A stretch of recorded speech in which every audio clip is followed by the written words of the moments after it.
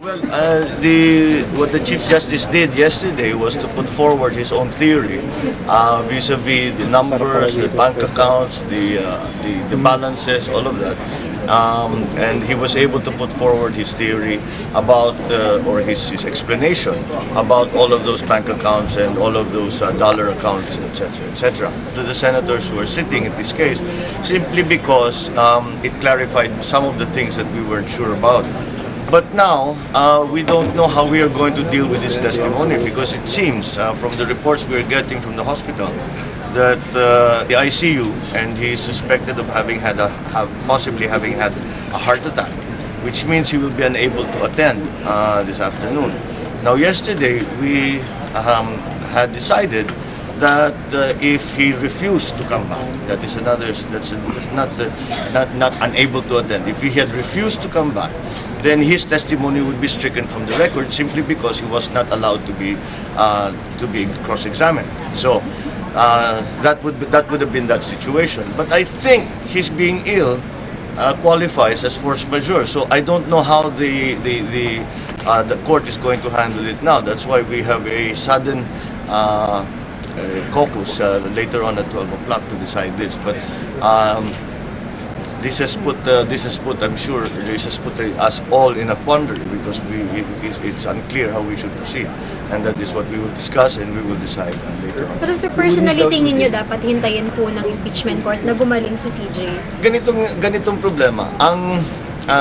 In a normal court, kung nagkasakit ang isang, especially yung respondent, that is sitting on the stand and is in the middle of providing testimony, ang gagawin ng court usually, continue, antayin hanggang malakas na siya at kaya na niya mag-testify ulit. That is what would happen in a normal court. This is not a normal court. And the problem also is that nothing else will happen as far as we know. Wala nang mangyayari sa impeachment court kung hindi tapusin ang testimonya ni Chief Justice. Ngayon, kung si Chief Justice ay baldado at hindi siya talaga pwedeng Sir, wheelchair. Hindi, he's injured. He's down. Babagsak siya. Hindi. If he's unable to attend, then the trial effectively is stopped, right? The trial is effectively stopped.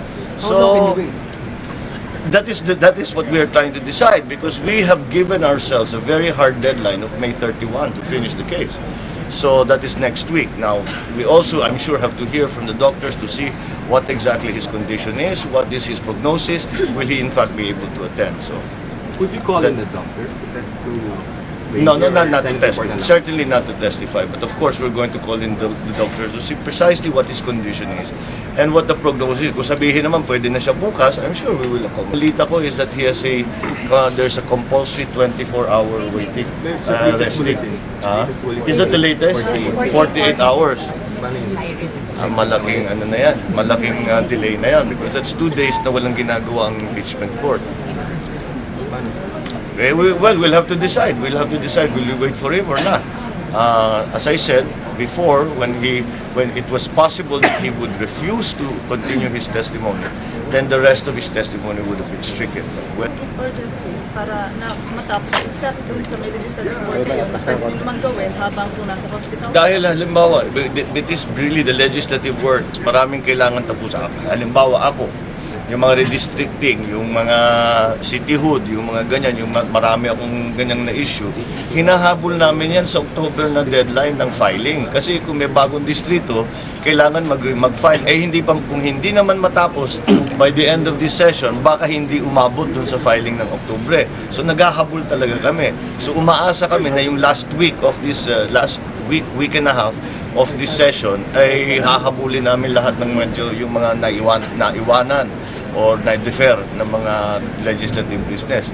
So it's very important to us, all of us, hindi lang ako, I just gave my own personal example, pero sa lahat ng senador, marami kaming mga hinahabol na tinabi muna dahil nga sa impeachment trial, na sa ngayon hindi na pwedeng itabi dahil nandyan na ang deadline for filing. So we are really talagang gipit sa oras ang Senado dahil Marami kailangan tapusin at kailangan tapusin bago tayo mag-recess.